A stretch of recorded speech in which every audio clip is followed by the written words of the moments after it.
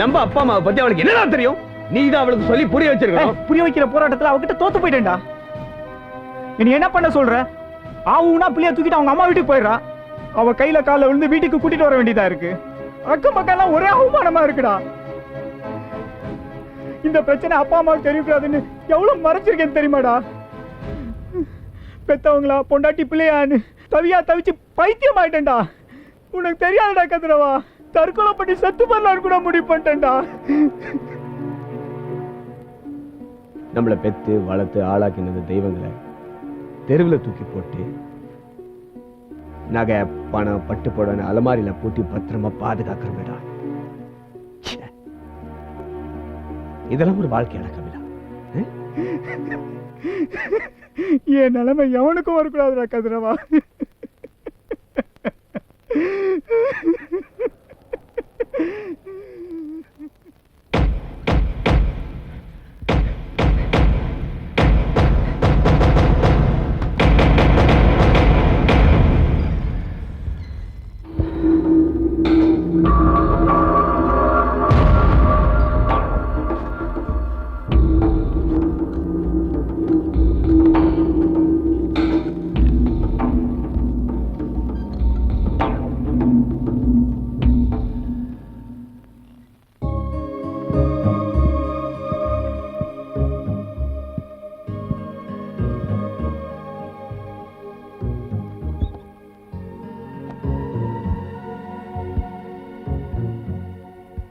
பயமா இருக்குப்பா. இந்த கல்யாணத்தில் நினைச்சாலே கை காலம் நடங்குது.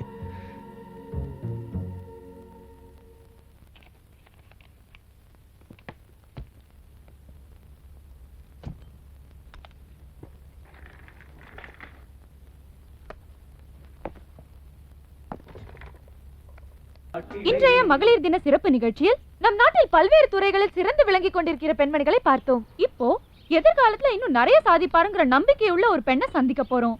அகில இந்திய அளவில் விவசாய கல்லூரி மாணவர்களுக்குள் நடந்த போட்டியில் இயற்கை விவசாயத்தை பற்றி இவர் சமர்ப்பித்த கட்டுரை முதல் பரிசு பெற்றதோடு உலக விஞ்ஞானிகள் பாராட்டையும் பெற்றுள்ளது. அவர்தான் கோவை வேளாண்மை கல்லூரி மாணவி கயல்விழி.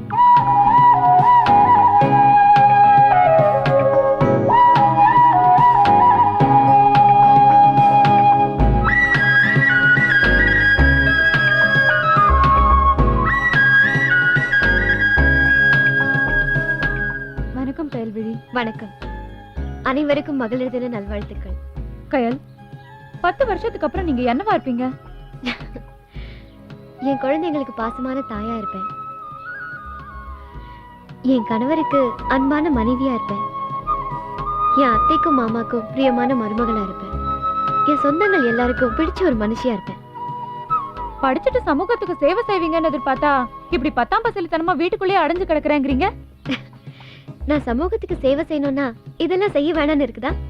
சமூகங்கிறது தனியா ஒண்ணும் இல்ல, நீங்களும் நானும் தானே. எவ்வளவு பெரிய கோலமா இருந்தாலும் ஒரு சின்ன புள்ளில இருந்து தானே தொடங்குது. நான் எனக்கான சேவையை என் வீட்டுல இருந்து தொடங்குறேன்.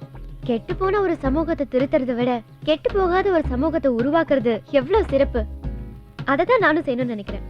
இப்போ நம்ம வெளிநாட்டுக்கு போனா எங்க நாட்டுல 5 லட்சம் தொழிற்சாலைகள் இருக்கு, 10 லட்சம் நூலகங்கள் இருக்கு, 20 லட்சம் கல்லூரிகள் பள்ளிகள் இருக்குன்னு சொல்றது நமக்கு எவ்வளவு பெருமையா இருக்கும், கௌரவமா இருக்கும். ஆனா அதே நேரத்துல 4 லட்சம் அனாதை இல்லங்கள் இருக்கு, 5 லட்சம் முதியோர் இல்லங்கள் இருக்குன்னு சொன்னா நல்லா இருக்குமா?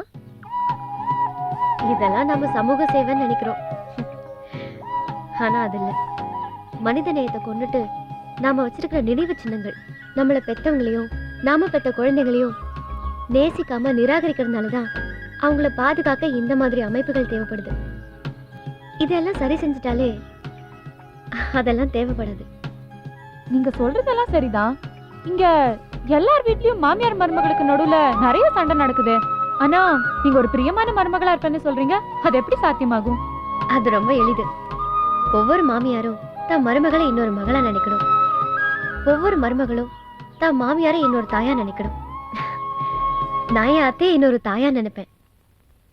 இவ்வளவு சின்ன வயசுல குடும்ப உறவுகள் பத்தியும் வாழ்க்கைய பத்தியும் தெளிவா பேசுறீங்க. அதுக்கு என்ன காரணம்? என் குடும்பம் தான் காரணம். அதை பத்தி கொஞ்சம் சொல்லுங்களேன். அதை சொல்ல முடியாது, பார்க்கணும். அது இந்த பூமியில இருக்கிற ஒரு சொர்க்கம். இதுதான் எங்க வீடு. அன்பு இல்லம். இது வெறும் செங்கலாலும் மணலாலும் சாந்தாலும் குழைச்சு கட்டப்பட்ட வீடு இல்ல. அன்பையும் பாசத்தையும் நிறைய சந்தோஷங்களையும் கலந்து கட்டப்பட்ட வீடு. இவர்தான் எங்க தாத்தா செல்வநாயகம், எங்க எல்லா உறவுகளுக்குமான ஆணிவேர். அமுதா, மாமா தேவையில்லாம பின்னால ஏமா விளக்கெறியுது? இந்த பாக்குறேன் மாமா. என்னன்னு பாருமா. சரி. யாழி ஏன்பா அழுவுது? விளையாடிக்கிட்டு இருந்த பொம்மையை உடைச்சிட்டா, புதுசு வேணும்னு கேட்டு அழுதுகிட்டு இருக்காப்பா. சரி வாங்கித்தான் கூட. சரிங்கப்பா. அரை காசு பெறாத மின்சாரத்தை சேமிக்க சொன்னவரு அவ சந்தோஷத்துக்காக 1000 ரூபாய் செலவழிக்க சொல்றாரு. இவர்தான் எங்க பெரிய மாமா வெற்றி செல்வன். இவர் எங்க சின்ன மாமா இளமாறன். இவங்க தான் எங்க வீட்டோட தொழில்துறை அமைச்சர்கள். எங்களோட எல்லா தொழிற்சாலைகளையும் இவங்க தான் பாத்துக்கிறாங்க. இவர்தான் எங்க நடு மாமா தமிழ்குமரன், இந்த வீட்டோட கல்வி அமைச்சர்.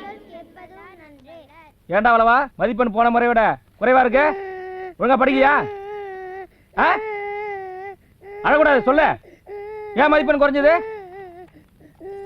ஏன் படிக்கல? சொல்ற. ஒழுங்கா படிக்கிறியா? என்னம்மா எங்க எடுத்துட்டு போற? மதிப்பெண் குறைவா வாங்கிட்டு அழுகுற? கேக்குறது பதில் சொல்ல. ஒன்னு போடுறா. ஏன் மதிப்பெண் குறைவா வாங்குற? என்ன சத்தம்? அப்பா ஏன் அழுகுற? ஒண்ணு இல்லப்பா, மதிப்பெண் ரொம்ப குறைவா வாங்கியிருக்கிறான், அதான் கேட்டுட்டு இருக்கேன்பா. இவங்கதான் எங்க பெரிய அத்தை அமுதவல்லி. இந்த வீட்டுல நாங்க மட்டும் இல்ல, இந்த நாய்களும் பூனைகளும் இந்த பறவைகளும் இவங்களுக்கு செல்லங்கள் தான். இது எங்க சின்ன அத்தை அன்பு செல்வி. இது எங்க நடு அத்தை கனிமொழி. இவங்க 2 பேரும் தான் இந்த வீட்டோட உணவுத்துறை அமைச்சர்கள். இவர்தான் எங்க அப்பா திருநாவுக்கரசு, இயற்கை விவசாயி, இந்த வீட்டோட வேளாண்மை துறை அமைச்சர்.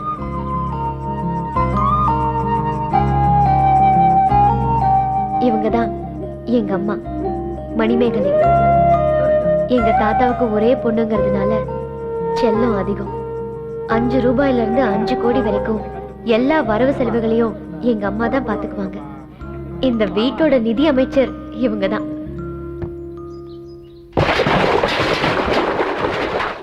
இவர் எங்க மணி அண்ணா, இந்த வீட்டுல வேலை செய்யறாரு. இவங்க அழகக்கா, அவரோட துணைவியார். இந்த வீடும் நாங்களும் சுத்தமா இருக்கிறதுக்கு இவங்க தான் காரணம்.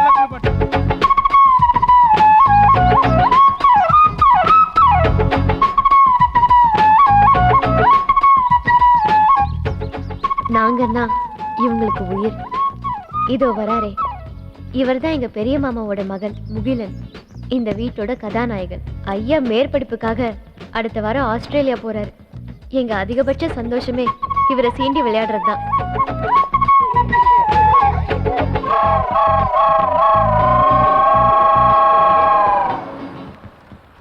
இவரு எங்க சுப்பையா தாத்தா, தாத்தாவோட உயிர் நண்பர். நல்லா இருக்கா?